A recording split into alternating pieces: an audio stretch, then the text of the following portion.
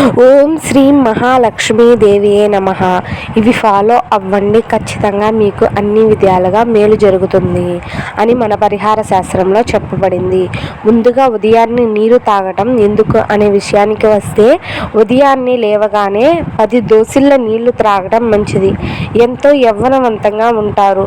పెద్దలకి పిల్లలకి ఉదయాన్నే నీళ్లు త్రాగటం అలవాటు చేస్తే వారు జీవితాంతము అజీర్తి, మూత్రపిండాల వ్యాధులతో బాధపడకుండా ఉంటారు. రాగి చెంబుతో నీరు త్రాగితే ఎలాంటి మలబద్ధకము ఉండదని ఆయుర్వేద నిపుణులు చెబుతున్నారు. పిల్లల్ని ఎలా పెంచాలి అనే విషయానికి వస్తే, 5 సంవత్సరాలు వచ్చే వరకు పిల్లలని రాజకుమారుల్లా అతి గారాబంగా పెంచాలి.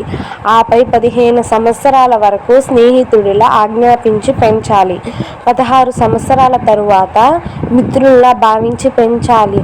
అప్పుడే ప్రయోజకులవుతారు. పిల్లల్ని ప్రేమతో చూడటం వేరు, గారాబంగా చూడటం వేరు. ప్రేమతో పెంచితే ప్రయోజనాలకొలుకుతారు. గారాబంగా పెంచితే మీకు, దేశానికి, కట్టుకున్న దానికి సమస్య అవుతారు. చిన్నతనంలో మన తల్లి తండ్రి నుంచి మనం ఏం కోల్పోయామో, ఏ విషయాల ద్వారా జీవితంలో ఈ స్థితికొచ్చామో గమనించి అవే తప్పులు మళ్ళీ చేసి ఆపై చింతించకండి. పిల్లలు పెరిగి పెద్దలు ప్రయోజనాలుగా మారి మనల్ని ఉద్ధరించే స్థితిలో ఉండాలి. కానీ మనమే వారిని చూసే పరిస్థితి వస్తే ఖచ్చితంగా మనం మన పిల్లల్ని సరైన దారిలో పెంచలేదని అర్థం. తరువాత విషయానికి వస్తే, భార్య గర్భవతిగా ఉన్నప్పుడు ఇల్లెందుకు కట్టకూడదు అనే విషయానికి వస్తే, భార్య గర్భవతిగా ఉన్నప్పుడు నూతన గృహ ప్రవేశం పెట్టుకోకూడదు, నిర్మించకూడదు. జీవితాంతం ఉండే ఇంటి పట్ల, వంశాన్ని ఉద్ధరించే సంతానం పట్ల ఎంతో శ్రద్ధ అవసరము. గర్భవతిగా ఉన్న భార్యని ఎంతో జాగ్రత్తగా కంటికి రెప్పలా చూసుకోవాలి. అత్యంత ముఖ్యమైన 2 విషయాలను ఎవ్వరూ ఒకేసారి సరైన రీతిలో చూసుకోలేరు, రెండింటికి న్యాయం చేయలేరు. కాన గృహ నిర్మాణం భార్య గర్భవతిగా ఉన్నప్పుడు చేయకూడదని ధర్మం చెబుతుంది.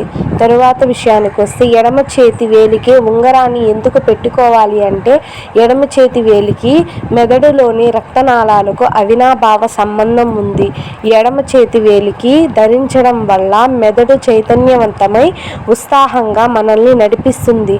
నవరత్నాలు గల ఉంగరాన్ని ధరించడం ద్వారా సూర్యునిలో శక్తి గ్రహించి శరీరాన్ని ఉత్తేజం చేస్తుంది.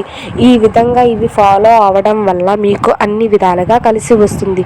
ఇవి తప్పకుండా చూసుకోండి. మీరు కూడా ఈ జాగ్రత్తలు పడండి అని మన శాస్త్రం చెబుతుంది.